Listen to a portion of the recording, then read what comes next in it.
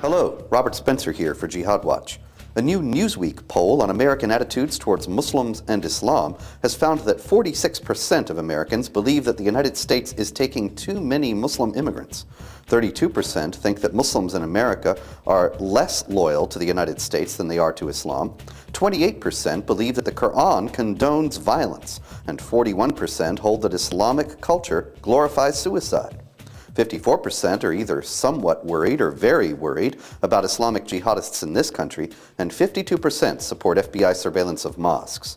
Watch now for the follow-up stories about Islamophobia, in which Muslims are going to be portrayed as doing nothing to make anyone suspicious or angry at all. Newsweek itself led this off by asserting in another article published along with the poll that Muslims in America are vulnerable as never before.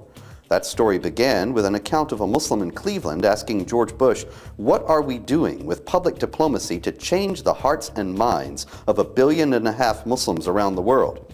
As if Muslim fury stems entirely from the actions of the United States. Dawood Abdullah, the Deputy Secretary General of the Muslim Council of Britain, expressed another aspect of this view after the recent jihad plots were discovered in Britain, when he suggested that the religion of the attackers was incidental to the plots. "Let's not create a hypothetical problem," he said. "It can be the work of Muslims, Christians, Jews, or Buddhists."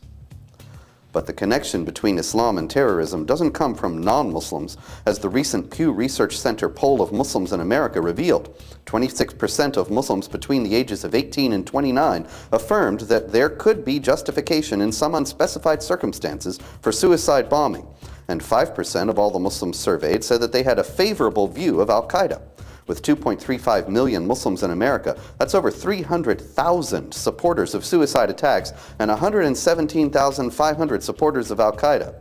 And as for the idea that Islamic terrorism is driven by Western actions, former jihadist Hassan Bout remarked recently that he and his fellow mujahideen used to scoff at this very idea. "I remember," he said, "how we used to laugh in celebration whenever people on TV proclaimed that the cause for Islamic acts of terror, like 9/11, the Madrid bombings, and 7/7, was Western foreign policy." The Newsweek poll should become the occasion for renewed debate about the attachment of Muslims in America to Islamic Sharia law and about the posture of American Muslim advocacy groups toward the U.S. Constitution. It should be the occasion for a new public examination of Muslim immigration and the monitoring of mosques. It should provide the foundation for a new public call to Muslims in America to renounce Sharia and Islamic supremacism and to institute comprehensive programs in American schools and mosques that teach against the jihad ideology and the necessity for Muslims to live peacefully with non-Muslims as equals on an indefinite basis. For the people who are worried about Islamic terrorism in the U.S. today, that would be reassuring, because they are not Islamophobes, and they deserve a realistic appraisal of this problem by their elected officials. But once again, I won't be holding my breath. I'm Robert Spencer.